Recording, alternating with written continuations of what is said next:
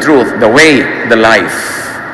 Turuan niyo kami, Panginoon, na suriin ang kahulugan nito sa aming pag-aaral, pagbibigay ng kahulugan, at paglalapat sa buhay ng mga katuruan. Be our teacher now, our preacher, our leader. Enlighten us. Liberate us, Lord, from falsehood and from half-truths. We praise you. We thank you in the name of your Son, Jesus. How do we read, interpret, and apply the Bible? Kasi doon nagkakaiba-iba at doon nagkakatalo-talo. Keep in mind that not all verses in the Bible are actual words of God. May mga salita dyan ng asawa ni Job, maraming sentences dyan, si Satan ang nagsabi, may mga katuruan dyan na galing sa mga false prophet. So hindi lahat ng mababasa mo dyan ay aariin mo na at tatanggapin mo na word of God. Quoted ang mga salita ng Diyos, identified, at dapat pinag-iingatan natin ang lahat ng mga iba. These are words of persons. Sometimes they are well-meaning, but sometimes they are mistaken. Now, there are personal words of the writers. For instance, like Paul. There are times when Paul does not give a word from God, but his own personal opinion. And he even says that. 1 Corinthians 7:12, sabi ni Paul, to the rest I say this, then parenthetically he says, I, not the Lord. Ibig niya sabihin, ito ang sasabihin ko sa inyo, pero hindi Diyos ang may sabi nito, ako lang. 1 Corinthians 7:25, again, Paul says, tungkol naman sa mga walang asawa, wala ako maibibigay na utos mula sa Panginoon. Ngunit magbibigay ako ng aking opinion. Kaya lang, hindi naman lahat ng sinabi ni Paul, sinabi niya, ito opinion, ito from God. Hindi lahat ng sinabi ni Pedro, ito opinion, ito from God. Hindi lahat ng ganon, labeled. Kaya kailangan, ang mga nagbabasa ay manuri. May pamantayan para masabi mong, itong verse ba na ito, to die for? O baka naman opinion lang pala niya, namamatay ako sa pagsunod? O pumapatay ako ng iba para sumunod sila? Tapos opinion lang pala. Importanteng bigyan ng iba-ibang degree ng kahulugan, value, yung bawat nababasa. Dahil nga, may mga human opinions. And there are words of other personalities aside from Paul, for instance, like Peter. Nang ang Panginoon ay nagsabi sa kanila, pupunta ako sa Jerusalem, mamamatay ako doon. Matthew 16:22-23. Dinala siya ni Pedro sa isang tabi at pinagsabihan, Panginoon, huwag nawang itulot ng Diyos. Kailan may hindi yan mangyayari sa inyo na mamatay kayo sa Jerusalem? Pero alam niyo mangyayari, kung hindi siya namatay doon, di wala tayong Savior. Wala naging bayad ang kasalanan natin. Sa biglang tingin, parang tama-tama ang sinasabi niya. Sabi ni Jesus, hinarap siya ni Jesus at sinabihan, lumayo ka, Satanas. Hadlang ka sa aking landas. Ang iniisip mo hindi sa Diyos, kundi sa tao. Si Pedro ang kausap. Isipin niya yun. Sinabihan siya Satanas. Kasi kahit si Pedro siya, very well-meaning siya, very loving, pero yung gusto niya mangyari sa lungat, sa misyon ni Jesus. So note that Jesus rebuked Peter for being so very wrong. Tapos si Peter pa yun. There are words of other personalities like the other disciples whom Jesus likewise rebuked many times. Nagko-compete sila kung sino uupo sa kaliwat kanang bahagi ni Jesus, kung sino ang mangunguna, sino ang leader. There were many things that the Lord rebuked about the disciples' thoughts and behavior. Sa Bible, hindi lang Diyos ang nagsasalita, hindi lang si Paul, hindi lang si Peter, pati clerks.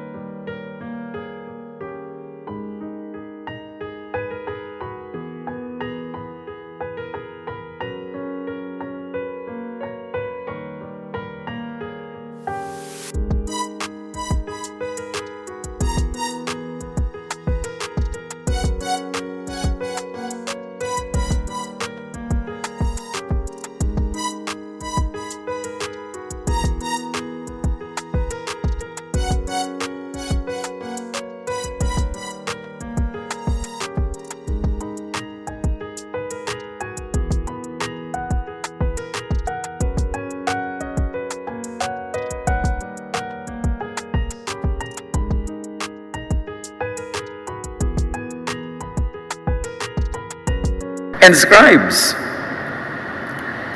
Ang mga nangangaral noong araw, hindi laging sila nagsusulat ng sulat nila, dinidikta nila sa mga sekretaryo. At itong instance na ito, Romans 16:21-22, sabi ni Paul, Timothy, who works with me, sends his greetings, and so do my relatives, Lucius, Jason, and Sosipater. So Paul was speaking. Biglang, I, Tertius, also send my greetings. I am a follower of the Lord, and I wrote this letter. Siya yung sekretaryo, siya yung scribe, sumingit siya ng personal greetings. Paano kung may sekretary ka na dinidiktatean, bigla siyang nagsabi, by the way, I am Veronica, and hi. Nandun sa letter mo yon. Pero dahil dumating yung panahon that people considered every tuldok, every comma in Scripture as sacred, pati ito, hindi nila binura, hindi nila inalis. Kaya inabutan pa natin, buksan nyo yung Bible nyo. Romans 16:22, andun. Greetings nitong si Tertius. So sasabihin mo, lahat Word of God? Nandyan ang Word of God, pero hindi lahat. Kailangan mo suriin. There are words of other personalities like false prophets, Pharisees, etc., who also speak in the Bible. Ang mga false teachers, nagtuturo din dyan. Nandun din yung mga words nila. Pag doon ka napatpat, ano kaya ang magawa ko ngayong guide sa buhay? Tapos, ginanyan mo yung page ng Bible, nakapikit ka kung ano maturo mo. And Judas hanged himself. Why, Word of God, I can hang myself. You see the danger? Tapos, and Noah built an ark. Uy, gagawa ka ngayon ng ark dahil nandun.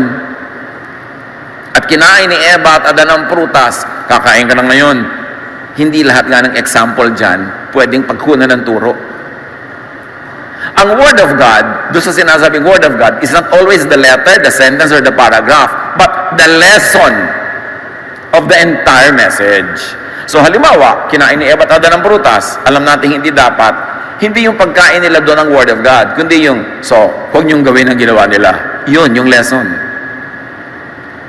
Yung si Sarai, ibinigay niya ang kanyang katulong sa kanyang asawa para anakan ni Abraham, hindi yun ang Word of God dahil baka niyo gayahin.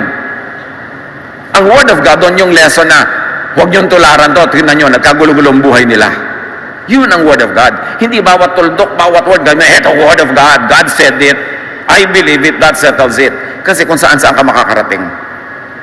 Ang kukuhanin mo yung general lesson from these many words put together, and that lesson can be verified through the teachings of Jesus. Because Jesus is the Son of God, in Him all the truth of God is revealed, He is the way, the truth, and the life. Kaya kahit saan part ng Bible ka may binabasa, dalhin mo kay Jesus. Lord Jesus, ano pong sinasabi niyo tungkol dito? O ano pong masasabi niyo? Sabi dito, ang lahat ng nangangalo niya kailangan batuhin to death. Ano pong masasabi niyo? Di ba sabi ni Jesus? O yung walang kasalanan, yun ang bumato. In other words, di niya pinabato. So yun na ngayon ang Word of God. Hindi yung batuhin yan. Kasi hindi man pinabato ni Jesus eh. So pag sinabi, Sabat, walang kikilos, walang gagalaw, walang gagawa, walang maghuhugas ng plato, may verses yun. Ngayon, ilalaban mo ng patayan. Pero sabi ni Jesus, Sabbath was made for man, not man for the Sabbath. Kaya gumawa siya ng mahalagang gawain, itinapat pa sa Sabbath para ipakitang, no, you are free to do something good pag Sabbath, kahit Sabbath. So, alin ang Word of God? Yung Sabbath na ipinagbabawal na gumawa sa Old Testament, o yung sinabi na ni Jesus na, Sabbath was made for man, not man for the Sabbath. That's why Jesus was sent. Para bigyan ng katuturan, kahulugan ng pagbasa, ng napakarami mga verses that had become so oppressive to people. Maaring relevant, useful nung unang panahon sa isang specific family or tribe in a specific time and context, but not applicable universally to all peoples at all times in all situations. Which is what many people do now with verses. Na mabubuhay ka ngayon sa mga itinuro sa tribo na behavior nila 1,000 taon na. Kaya si Jesus came to upgrade the reading, to level up the scholarship, and to set people free from the oppression of misreading. Marami pang nagsasalita sa Scripture, sa tradition ng Israel, sa kanilang religious practice, are false prophets, like the Pharisees during the times of Jesus that they always rebuked. Mark 7:6-8, sinagot sila ni Jesus. Ito yung mga religious leaders, ha? The official religious leaders of Israel. Mga mapagkunwari, tama nga ang sinabi ni Isaiah tungkol sa inyo ng kanyang isulat, walang kabuluhan ng kanilang pagsamba sapagkat itinuturo nilang galing sa Diyos ang kanilang mga utos. Binabaliwala ninyo ang utos ng Diyos at ang sinusunod ninyo yung mga tradisyon ng tao. These were not the outsiders in Israel. These were the very insiders, the firm, the group that run the religious system. Sabi ni Jesus, mapagkunwari kayo, ang teachings nyo lang, invento nyo. Hindi yan talaga ang teachings ng Diyos. Kasi kung ang teachings ng temple, ang teachings ng relihiyon nila, 100% yun ang teachings ng Diyos, ba't pa ipapadala si Jesus? Bakit mo pa itutuwid ang tuwid naman? Bakit mo itatama ang tama? Ba't mo liliwanagan ng maliwanag? No, ipinadala si Jesus as light kasi madilim. Ipinadala siya as the way kasi dead end yung religious system sa Israel. Ipinadala siya as the loving Savior kasi hindi loving ang religious system nila. Kaya siya ipinadala. Jeremiah 23:16, ganito ang sabi ni Yahweh na makapangyarihan sa lahat. Huwag ninyong papakinggan ng mga propetang nagpapahayag sa inyo. Pawang kasinungalingan lamang ang sinasabi nila. Ang mga pangitayang kanilang sinasabi ay katang-isip lamang nila at hindi nagmula sa akin. Sabi ng Diyos, huwag kayong makinig sa mga propetang yan. Hinuhut-hutan lang nila kayo. Inaalipin lang nila kayo, kinakawawa kayo. Yes, may tama din namang turo yan. Pero ang daming ang resulta, pagdurusan ninyo, paghihirap nyo, sabi niya, invento, maging mga visions and dreams nila. Kaya sister, meron akong vision na ibibigay mo sa akin ang iyong kotse. Maraming ganyan. Mga naidlip lang sa tricycle, ay nagkaroon na ng vision. Kinausap na ng Diyos. Ezekiel 13:8-9, therefore, this is what the sovereign Lord says, because of your false words and lying visions, I am against you, declares the sovereign Lord. My hand will be against the prophets who see false visions and utter lying divinations. How to know kung ang vision, ang sinasabi, ay galing sa Diyos? Salain kay Jesus. Because Jesus is the image of the invisible God. In Him, the fullness of the deity lives in bodily form. He is the perfect revelation of God. At bakit siya ipinadala? Hindi masaya ang Diyos sa mga katuroan ng relihiyon. Kinailangang itama ito. Not everything the disciples thought and said was gospel truth. Even the disciples of Jesus. Kasi isa lang naman ang perfect si Jesus eh. John 21:22-23. Jesus answered, if I want him, meaning John, to remain alive until I return, what is that to you? You must follow me. Because of this, the rumor spread among the believers that this disciple would not die. But Jesus did not say that he would die. He only said, if I want him to remain alive until I return, what is that to you? So yung mga disciples mismo, nami-misinterpret nila si Jesus. Wala namang ganun sinabi si Jesus, pero ipinamalita na nila na yun ang sabi ni Jesus. Kaya napakahalagang mag-iingat sa binabasa mo. Now, how do you read the Bible? First, do not read everything literally. Ang Bible ay literary composition. At ang mga compositions, lalo na nung araw, ay punong-puno na metaphors, symbolisms, poetic language. Kaya pag sinabing at bumaha ang luha, hindi ka naman maghahanap talaga ng salbabida dahil may baha. Pag sinabi ni Jesus na, I am the vine, you are the branches, ihahanapan mo na siya ng mga sanga at dahon. Dahil yun ay matalinghagang salita. Pag niliteral mo lahat ang binabasa mo dyan, mas malamang malilihis ang pagbabasa mo. Kasi patalinghaga ang kwento. Be tentative, never dogmatic. Dahil nga kahit si Tertius nagsasalita dyan, kahit ang ahas, at kahit yung mga disciples may mga maling report at may mga mali silang stand, bakit ka ngayon magiging dogmatic about what you read? Dapat tentative ka. Lagi kang ready to be corrected, ready to calibrate your reading in your application. Si Paul, nagtuturo siya sa mga Bereans, mga Berean Jews.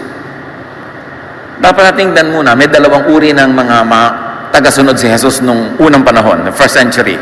One, the former Jewish people who had believed in Jesus but thought they were still Jews, nalilito sila.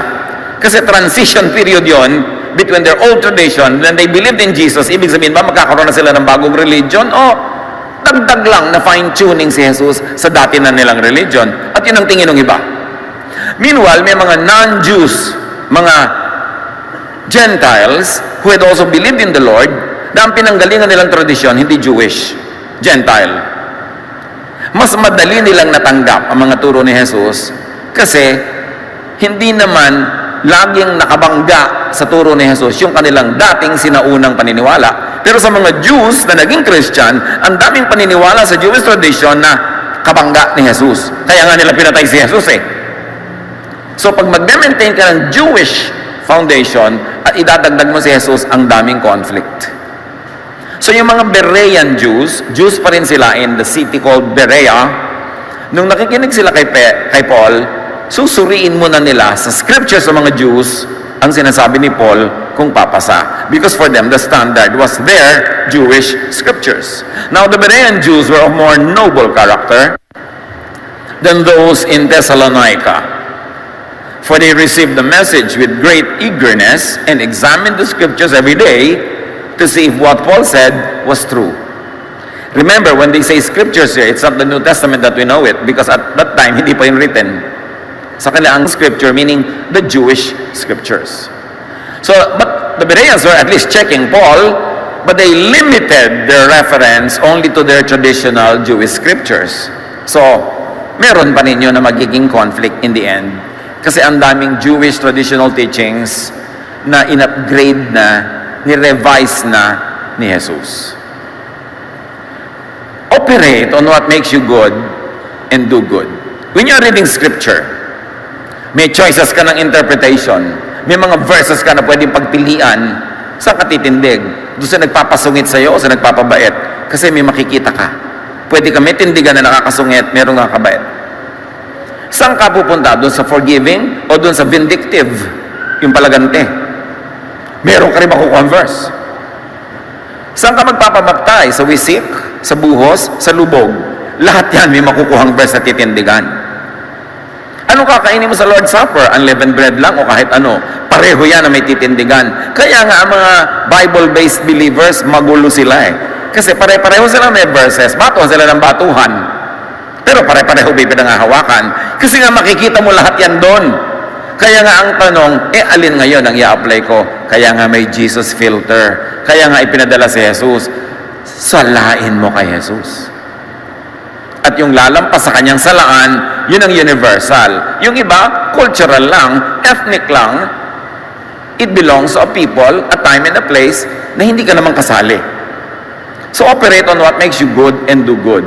Kaya meron mga iba, pag nagbasa na ng Bible, lalo naging committed sa kanilang bagong degree of faith, nagiging palahiwalay sa kapwa, hindi dumadalo sa mga kamag-anak, tinatalikuran ng mga dating kaibigan, kasi yun ang nakikita nilang verses, humiwalay kayo, humiwalay kayo, humiwalay kayo. That is a Jewish approach. Pero kay Jesus, sumasali siya sa mga tax collectors and sinners, nakikihalubilo siya sa mga outsiders, sa mga Gentiles. So ano doon ang i-apply mo, Moses o Jesus? There really will come a time in your life when you have to choose. Because you cannot do both. Makukonfuse ka. Jeremiah 29:11. For I know the plans I have for you, declares the Lord. Plans to prosper you and not to harm you. Plans to give you hope in the future. So anong plano ng Diyos? To prosper you. Ngayon, meron ka mababasa mga scripture at mga interpretation na hindi prosperity ang uuwian, kundi poverty. Tapos i-apply mo, tapos ang hirap-hirap mo, tapos mo, I'm under trial. Ang sabi na nga, God plans to prosper you. Ang dami na nagpa-counsel sa akin. Mahirap po kami, wala kaming trabaho, matagal na kaming baon sa utang. Ngayon may chance ako magkatrabaho, may nag-offer. Kaya lang po may trabaho pag Sunday. Sabi po ng church namin, huwag kong tanggapin because Sunday is the Lord's Day. Sabi ko, magiging prosperous ka ba sa hindi mo pagtanggap niyan? Hindi po. Ano bang plano sa'yo ng Diyos? To prosper me. Di maling reading. Tanggapin mo na may kainin kayo, mag-worship ka sa Linggo, sa Huwebes, kung anong araw. Dahil ang Diyos naman, Diyos of every day, not only of Sunday. Ang dami-daming naaapi ng gano'ng mga reading. Diba? Yung, paano po yan? May kumpanya po kaming papasukan sana, maganda ang sweldo, maraming benefit. Pero yung may-ari po sa amin, kabit lang siya. Wala ka nang pakialam sa personal life niya. Ang trabaho mo, magkuskus ng mga gulong dyan. Kuskusin mo yung gulong at sumweldo ka at huwag mo nang pakialaman yung buhay ng may-ari. Pero hindi po ba dapat? Hindi tayo nakikipamatok. Wrong reading na naman yan. Will it prosper you? Will it harm you? Kaya marami napapahamak. Sayang ang buhay na ang laki-laki nung daan, ang lapad-lapad, doon lang sila dumadaan sa white line sa middle dahil lang yan ang ina-allow ng kanila interpretation. So, kasama niya ng pag-a-apply ng 2 Timothy 3:16. Everything in the scriptures is God's word. All of it is useful for teaching and helping people and for correcting them and showing them how to live. All scripture is God-breathed. Yun ang sinasabi lagi. Hindi po ba all scripture is God-breathed? So ito po, gagamitin ko to dahil batuhin daw Di ba batuhin ko dapat? Hindi daw dapat ako magtrabaho sa Sabat dahil ano yan, sacred yan, dapat walang gagawin. Ang ginagawa mo ngayon na scripture is the words, the sentences. Ang sabi natin, kunin mo yung buong kwento, yung lesson nun, yun ang Word of God. Yun ang lesson doon. Hindi kada kudlit, kada kwento doon. Kasi pag ginawa mo yun, makikipag-away ka sa 10 other people na may ibang binabasang words on the same topic. The Word of God, in the Word of God, is the lesson, the essence, the spirit, not the letter. Although at times, pati yung letter. Pero dapat, suriin mo. 1 Corinthians 10:25-27, si Pablo to.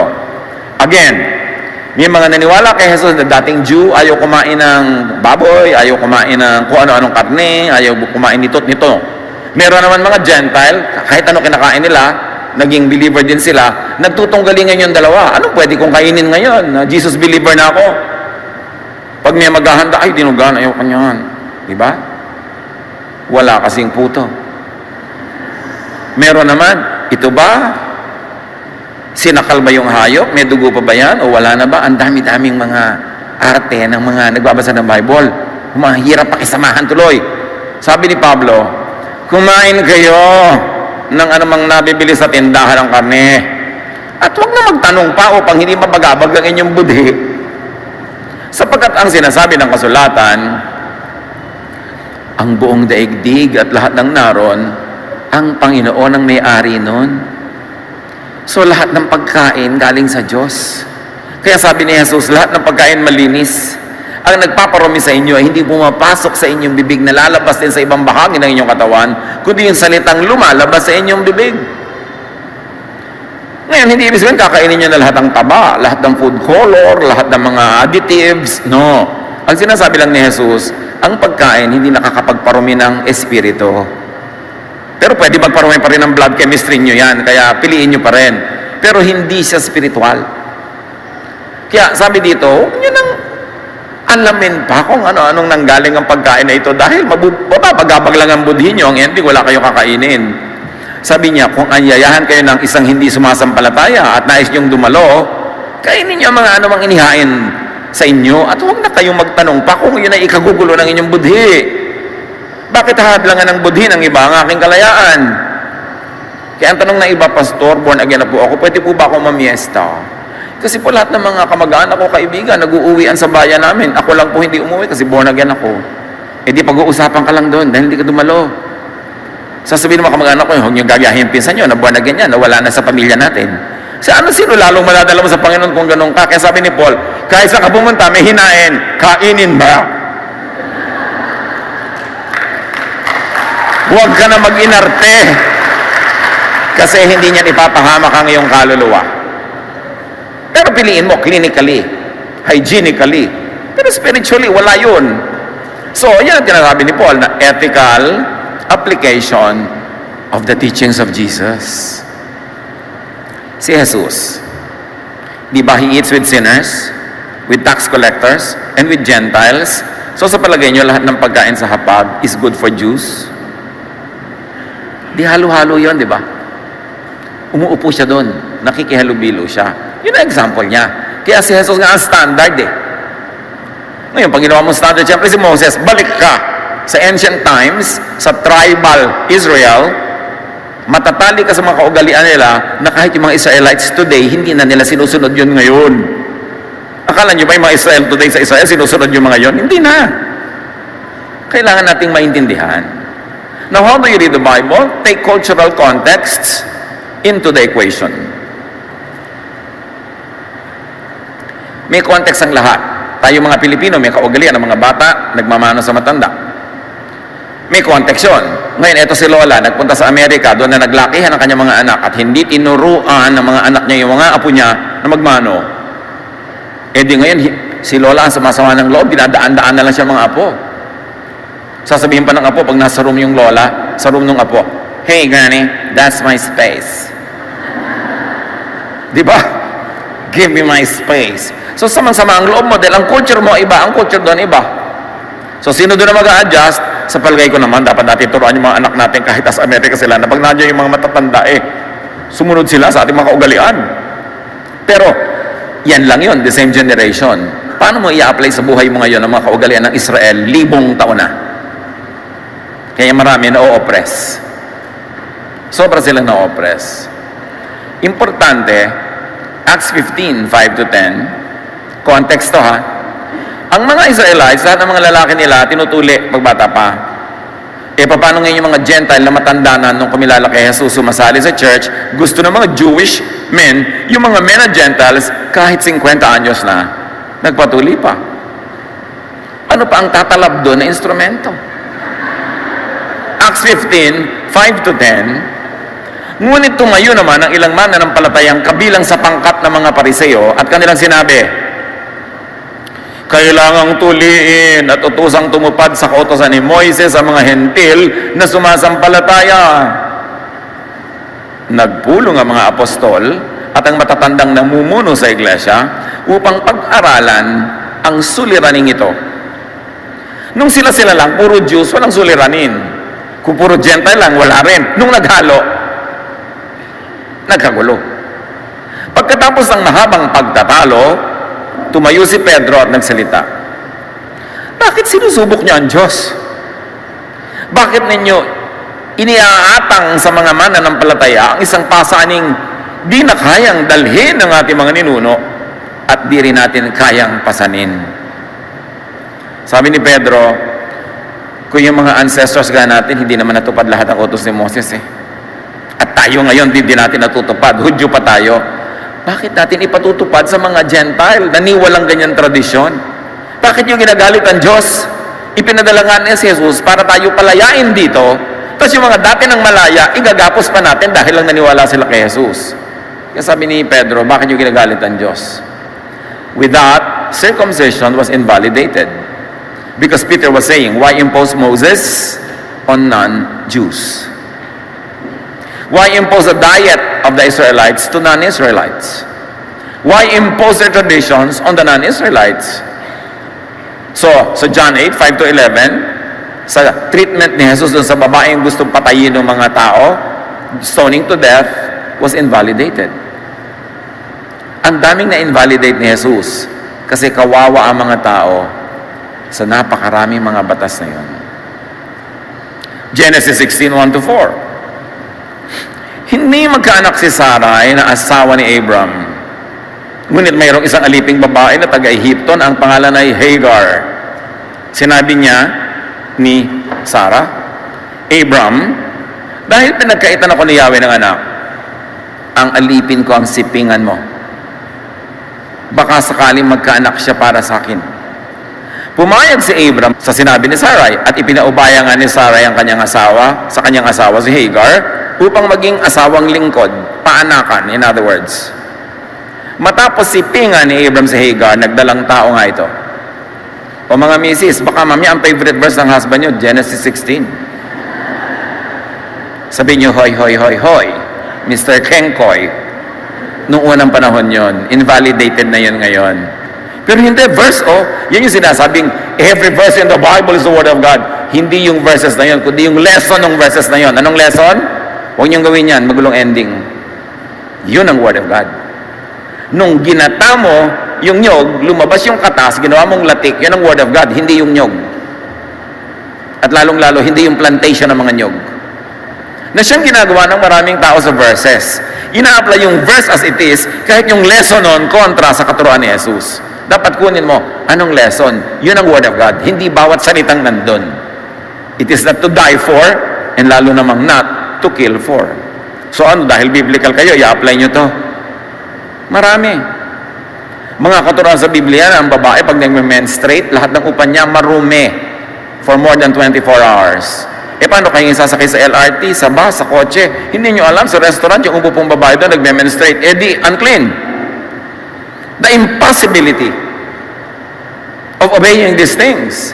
Kaya pinalaya ni Jesus yung mga tao, dahil yung mga tao nagigilty pag hindi nila susunod, hindi naman sila dapat mag-guilty. Kasi may context yun, may application yun noon. Meron pa rin mga katuroan noon na applicable pa rin ngayon. Alin?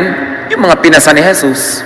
Tulad ng love your neighbor, be kind, forgive. Noon turo na yon, hanggang ngayon turo pa rin. Kasi pasado kay Jesus. Pero hindi na pasado kay Jesus, ilagay na yan sa file, reference na lang, not to kill, not to die for. Yung Old Testament kasi, mga kapatid, ay Jewish scriptures. Kaya ang mas tamang tawag dyan, Jewish scriptures Kasi pag tinawag mong Old Testament, tapos may New Testament, mukha sila magkadugtong. Mukhang iisa, samantalang ang daming magkakabanggang teaching sa dalawang yan. Merong agree, pinasa ni Jesus, may bangga, kinancel na niya. So, Jewish scriptures yan. Ano yon? Kasulatan nila, ginawa nila, para sa kanila. At sino mang hindi nila kabilang sa grupo nila, sa panahon nila, sa buhay nila, na magbabasa, ay nakikibasa lamang.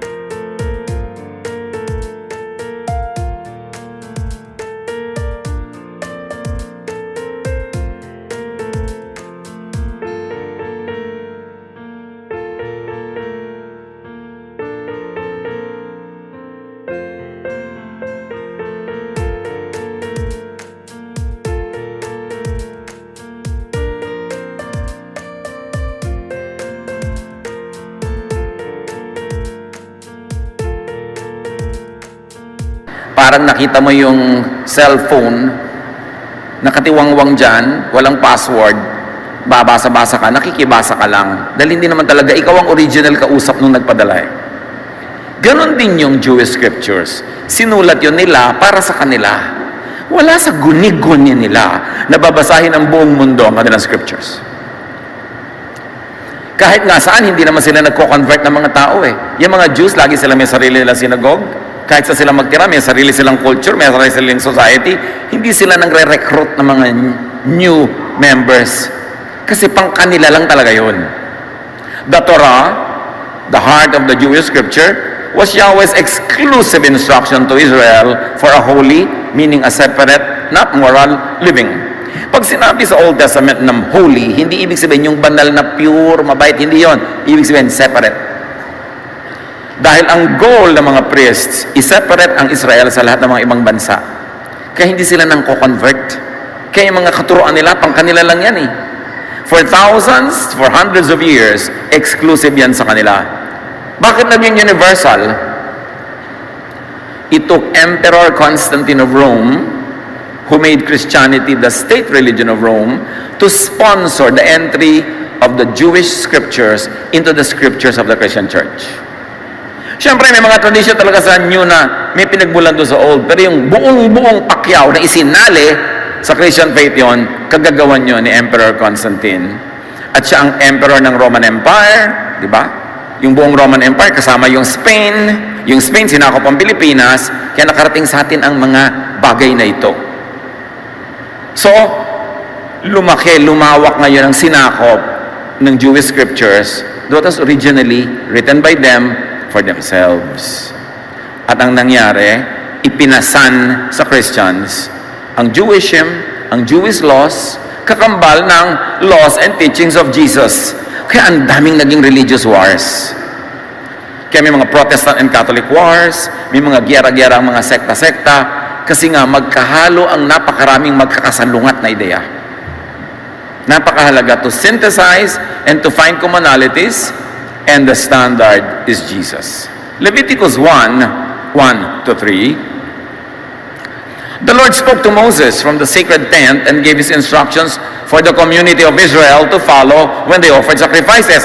Ikaw ba yon? Yun ang tanong. Deuteronomy 4:1, Hear now, O Israel, the decrees of the Lord I am about to teach you. Deuteronomy 5:1, Moses called together the people of Israel and said, Today I am telling you the laws and teachings that you must follow, so listen carefully. Wala sa guni-guni nila na makikibasa tayo later at pipilitin ang mga sarili nating sumunod din doon. Hindi nila itinuro. Ito Constantine to do that. So ito may para sa'yo? Kasabay ka ba dito? Yes, maraming katuroan na applicable pa ngayon. Yung maging mabait ka, huwag mong nakawin ng asawa ng iyong neighbor, huwag mong nakawin ng lupa niya. Lahat yan applicable. Pero may mga hindi. Mga dietary laws, mga mga cleanliness laws, na bagay lang sa kanila dahil meron silang need doon. Kaya dapat maging maingat sa pag-apply sa sarili ng bawat katuroan. Lalo na ang mga culture and time-bound teachings, tulad ng ginawa ni Abraham at ni Sarai, na inanakan ng katulong, para yun sa Jews nung panahon nila, and even at the time, Abraham was not even a Jew, kasi wala pang Jewishism nung panahon niya. Huwag natin paghahalu-haluin yung history. Abraham was not a Jew, wala pang Judaism nun. Tulad ng Mary was not Catholic, dahil wala pang Catholicism nung panahon ni Mary. Pag halo-halo natin yung mga historical facts kasi, nagiging nakakalito. Maraming patakaran, mga ideya at pananaw, kautusan, kaugalian na nasulat sa Old Testament tungkol sa specific peoples who lived in specific times and places and context, at hindi laging kabilang at sangkot doon ang buong sangkatauhan like you and me. Maraming nasulat sa Old Testament ay patungkol sa mga culture-bound and time-bound needs and values and aspirations. Tulad ng itinuturo ng mga priest nila sa kanila, sakupin nyo ang lupain, patayin nyo lahat ng abutan nyo, babae, matanda, bata, ubusin nyo. Sa palagay nyo, ituturo yun ni Jesus? Iba yung context nila nun eh. Nangangailangan sila, gusto nila makuha yung teritoryo ng may teritoryo, sukdang patayin ng mga bata at babae. Sa palagay nyo, pag pinadaan nyo yun sa salaan ni Jesus, papasa? So merong hindi na papasa. Pero may papasa pa rin. Kaya dapat salain. Not universal for all people sa mga yan, at all times, and all places, in all situations. Meron pa dyan ang mga katuroan. Ang mga babaeng dalaga, pag pinakasalan sila, sa gabi ng kanilang unang pagtatalik, kailangan dumugo. Kailangan ang kumot na kanilang inihigaan ay matigmak ng dugo. Pero pagka hindi siya nag-bleed, babatuhin siya hanggang mamatay sa harapan ng bahay ng kanyang ama. Requirement nila yon noon. Why? Very important sa kanila kasi kung sino ang ama ng bata. Dahil yun ang magmamana ng lupa. Eh napakahalaga nga sa kanila to, sandakot na lupa. I-apply mo yan ngayon. So nakikita nyo, hindi talaga lahat dapat i-apply. Malinaw naman eh. Sasalain mo kay Jesus. Dapat hindi basta-basta ang kinin at i-apply sa sarili o sa lahat. Kasi pag ano ng policy mo, kikitid, liliit, sisikip ang iyong isip. Ang iyong mundo. At ang pagbabasa mo ng Biblia, magiging bunga, ikay magiging malupit sa kapwa, judgmental, separatist, at magiging di ka mabait. Kaya nga ang pinakamalupit sa lahat yung kasama mo sa church Subukan mo, ang tagal-tagal mo sa kwartas, bigla kang naging dalagang ina, ang unang sisipa sa'yo, yung church. Ang unang magtatakwil sa'yo, sila. Kasi nga, may verse silang hahawakan Pero galing sa old. Hindi galing kay Jesus. Kaya dapat suriin. Dapat mag-ingat kung application in the context and reality of other places and cultures would be unloving. Dahil sabi ni Jesus, the greatest command is to love. So, i-implement mo isang verse, loving ba? Loving ba talaga na ipulpito mo ang dalawang tao nagkasala sa harap ng libu-libong tao na hindi naman nila kasama nung nagkakasala sila? Sasabihin natin, kailangan i-apply ang verse. Nakalagay kasi, tell it to the church. Tama? Yung context ng church noon, 20 lang sila, 15, puro yun sambahay. Tell it to the church that meets in your house. Di ba ganon? Wala namang mga ganito nung araw Ang churches doon, pamilya, tumpok-tumpok lang. So kahit sabihin mo sa buong pamilya, ang kasalanan nito para siya ituwid, actually alam na nila yun kasi pamilya sila. Wala nang bagong makakaalam, ginawa lang official. Pagkatapos, dahil kamag-anak nila yon, malapit sa kanila, hindi nila ichichismis. Ire-restore lang nila. Pero ngayon, tatawagin kita dito para sabihin kayong dalawa, nangangalo niya kayo. Yung ang dami-dami doon, hindi ka nga kilala. Pag-uusapan ka nun mamaya. At pag nakita ka sa mall, yan ba yung babaeng nangangalo? Yan nga. Diba? So, nagiging cruel ang mga tao dahil ina-apply nila ngayon yung pang noon. Iba ang konteksto. So, it is important. It is important. Sabi ng Galatians 4:4-5, but when the time was right, God sent His Son. His Son obeyed the law so that He could set us free from the law. Nung hindi na matiis ng Diyos ang pagdurusa ng mga tao dahil sa pagsunod sa kung ano-ano mga katuruan, ipinadala niya ang kanyang anak para ituwid ang liko, itama ang mali, liwanagan ang madilim, palayain ang mga bihag. At para wala nang magreklamo, sinunod niya ang buong law, para huwag naman masabing kaya niya itinurong huwag sundin kasi siya nga hindi niya masunod. Sinunod niya ang lahat ng law, hindi para tayo pasunurin din, kundi tayo palayain na sa pagsunod dahil inakunan niya ang pagsunod. That's when you believe in Jesus, it's as good that you obeyed all the law. Wala nang mga accuse sa'yo, kahit personally, hindi mo naman di ginawa, dahil ginawa niya yung para sa'yo, kaya nga siya Savior. At ano ang purpose ng pagdating ni Jesus? Hindi para itali tayo sa law, kundi para palayain tayo doon. So dapat kung naniniwala ka kay Jesus, malaya ka sa mga lahat ng laws that are unloving. John 1:14, the Word became a human being, referring to Jesus, and lived here with us. We saw His true glory, the glory of the only Son of the Father, the only, siya lang. From Him, all the truth of God have come down to us. Bakit pa ipapadala kay Jesus ng truth of God kung dati nang nandito? Wala kasi. Kaya siya pinadala. Kasi nagsayang siya ng pagod kung pinadala siya, namatay pa siya, yung pala, okay na dati pa. Wala nang dapat baguhin. Kaya siya ipinadala para tayo palayain. Importante yon. Sa Leviticus 11:45, sabi, I am the Lord who brought you up out of Egypt. And then binigyan sila ng mga covenant, mga relationship rules. Pero ang point, ang tatanong mo, kasali ka ba sa lumabas sa Egypt? Kasali ba kayo? So hindi kayo ang kausap dito. Bakit tayo nakikisingit? Although may mga general truths pa rin dyan na applicable dahil sinabi ni Jesus, pwedeng ituloy. Kaya si Jesus ang standard. Jesus is the measure of all things. Napakahalaga ng Jesus filter. Christians must learn from the mistakes of the Israelites. Kasi yung Israelites, ang dami nilang batas, hindi naman nila nasunod, nabigo lang sila. Romans 9:30-32, what then shall we say? That the Gentiles who did not pursue righteousness have obtained it, a righteousness that is by faith. Tayo daw ng mga non-Israelites naging righteous, hindi dahil sumunod tayo sa batas, kundi dahil tinakpan tayo ng dugo ni Jesus. But Israel, who pursued the law of righteousness, has not attained it. Why? Because it's impossible to attain. Why not? Because they pursued it not by faith, but as if it were by works.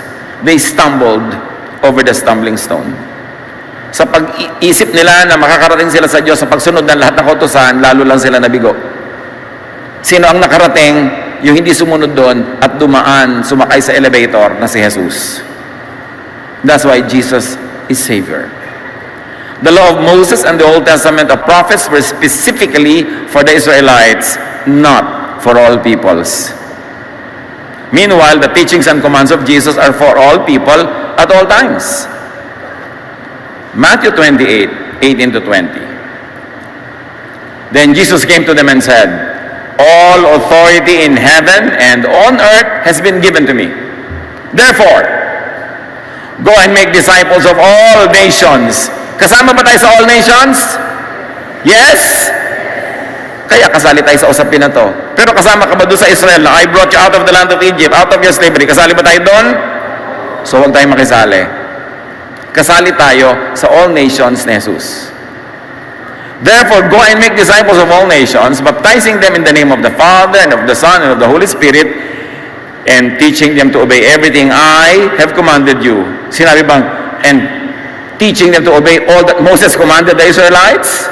No, all that I, Jesus, commanded you. Ito ang inyong atupagin. Filter all teachings through the teachings and love of Jesus. Kumbaga, lahat ng teaching, ayan, laman niyang cup, inilalagay mo sa salaan, iba-iba shape, iba-iba kulay. Kasi may mga teaching na cruel, may mga teaching na luma, may bago, may mga teaching na mapagmahal, mayroong judgmental. Nasa Bible lahat yan eh. Salain mo kay Jesus. Yung lalampas lang sa mga salaan ni Jesus, which is loving and kind, yun ang ipamuhay. Yung iba, ilagay na sa library, reference, pero hindi ka na obligadong ipamuhay yon. Kaya dumating si Jesus. Sabi niya, I came to set you free. Yung hindi papasa, lalampas, buong ingat na i-handle. Mostly, pag nagbabatohan ng mga tao ngayon, hindi naman teaching ni Jesus ang pinambabato eh. Diba? Mga teachings ng Jewish priests, ng Pharisees, mga teachings ng mga prophets ng unang panahon. Meron din sila mga teachings na tama at hanggang ngayon pwede. Let me be repetitious about it. Pero maraming canceled na ni Jesus. Kaya mahalaga, maka-Jesus ka. Jesus simplifies and makes practical the demands of the law of Moses. Imagine Israel had 10 commandments and 613 other commandments called mitzvots. Every day nagkakasala ka dahil hindi mo lahat nasusunod. Lubog ka ng lubog sa guilt. Matthew 7:12. So in everything you do to others what you would have them do to you. This sums up the law and the prophets. So pag tinanong mo si Jesus, Lord, ang dami-dami pong katuruan, hindi ko na matandaan lahat, nakakalito na. Alin ba talaga? Baptism po ba na immersion, wisik, o injection?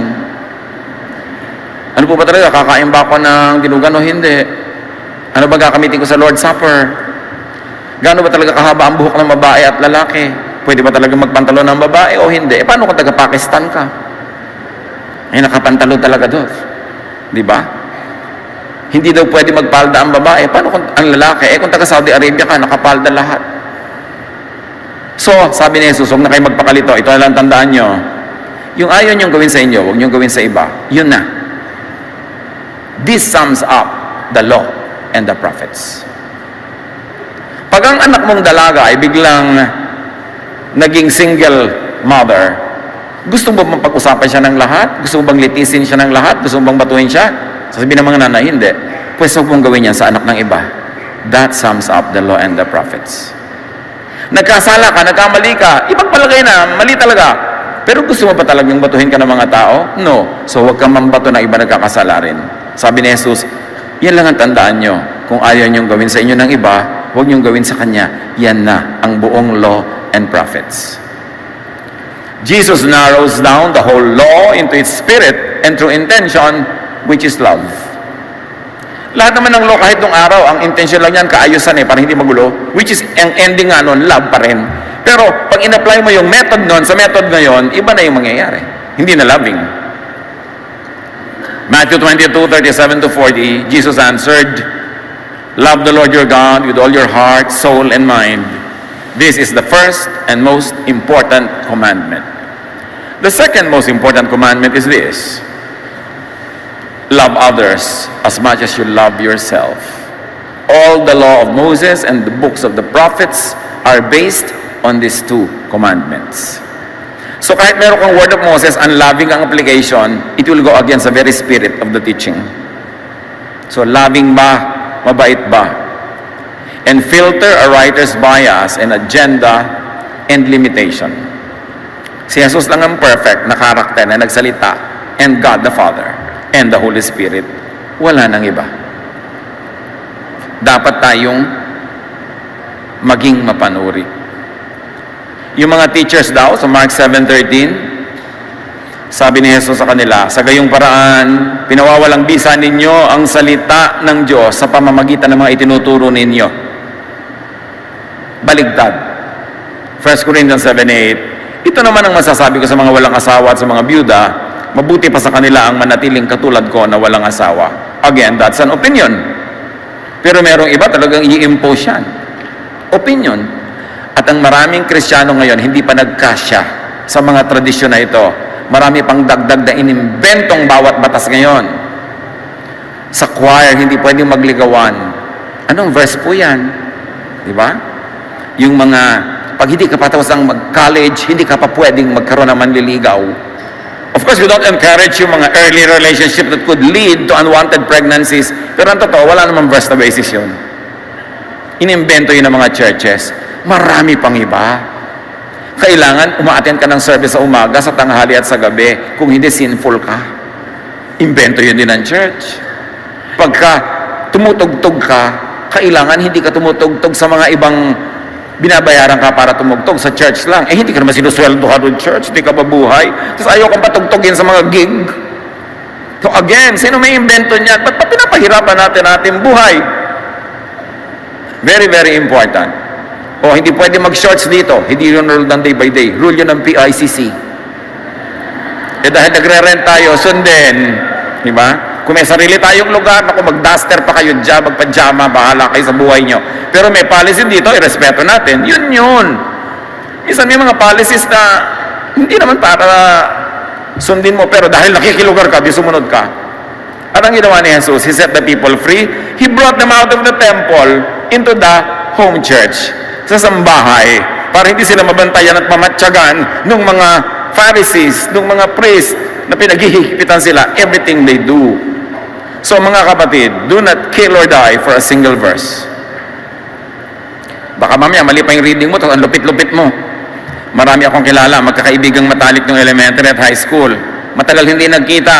Later nung nagkita sila, yung isa naging member ng ganitong religion, ito ang naging member ng ganitong sekta, hindi na sila naging magkaibigan muli. Pinaghiwalay sila ng relihiyon. Can you imagine yun? Dahil may magkakaiba lang silang paniniwala kung gaano dapat kahaba ang buhok nila. Or iba pa mga teachings. Do not kill or die, especially do not hurt people. Do not destroy relationships because of your interpretation. Because for all you know, baka mali pa yan. Paano nyo malalaman pag mali? Hindi loving. Yun lang yun, sabi ni Jesus. This sums up the law and the prophets. Dapat loving ka. Then study many and all the verses on the same matter and read as many versions of the Bible as possible because every version